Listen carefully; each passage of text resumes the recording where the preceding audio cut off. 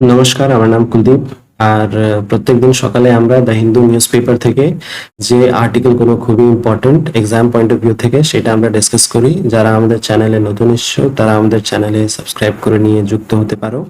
যারা বর্তমানে UPSC, WBCS, WBPSC, miscellaneous, clerkship এবং পুলিশের জন্য প্রস্তুতি নিচ্ছে তাদের জন্য এই কারেন্ট অ্যাফেয়ার অনেক ইম্পর্টেন্ট। তারা সাবস্ক্রাইব করে নিয়ে আমাদের সাথে যুক্ত হতে পারো। তো আজকের আর্টিকেল হচ্ছে Supreme Court limits power of ED to arrest PMLA accused.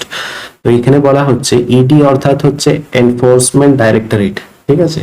তো এইখানে ইডির যে পাওয়ার আছে সেটাকে লিমিট করে দেওয়ার কথা বলা হচ্ছে। সুপ্রিম কোর্টের নির্দেশ অনুসারে ইডির যে পাওয়ার আছে সেটাকে কিছুটা লিমিট করে দেওয়া, এটাই নিউজে আছে।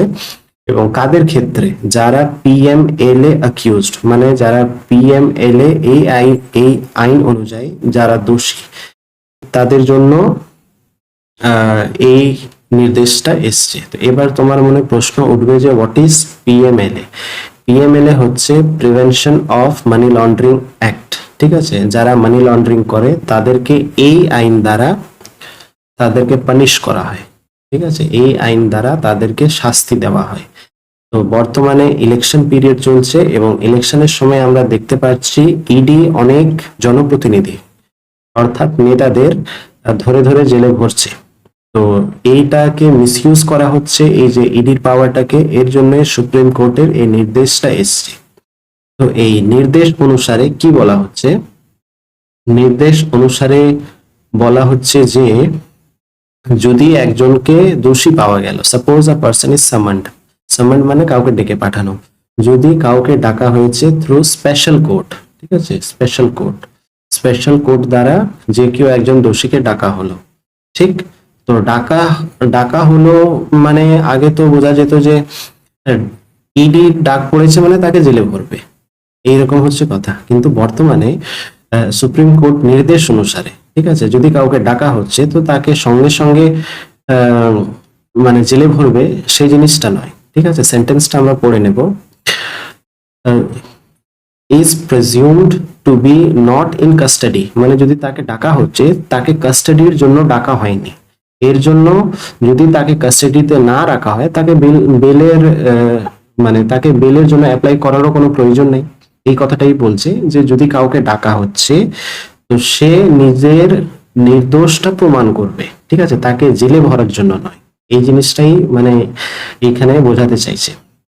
কারণ তার কারণ হচ্ছে রাইট টু লিবার্টি, ঠিক আছে। লিবার্টি সবার অধিকার আছে, এর জন্য যে দোষী আছে বা দোষী নাও থাকে তাহলে ওনারও তো একটা লিবার্টি আছে, তার তার কাছেও তো একটা অধিকার আছে যে যে নিজের নির্দোষটা প্রমাণ করবে, ঠিক আছে। তো এই লিবার্টিটা দেওয়া হয়েছে ওনাকে।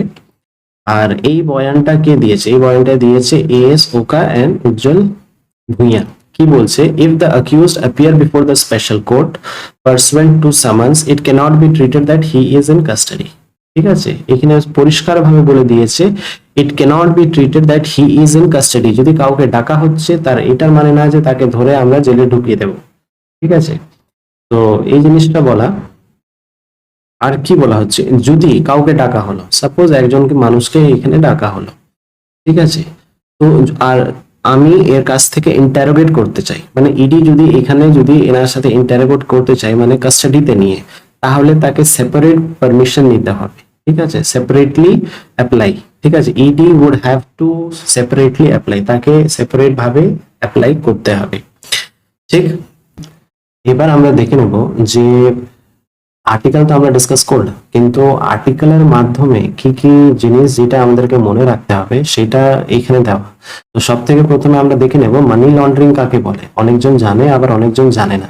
মানি লন্ডারিং হচ্ছে যেটা ব্ল্যাক মানি,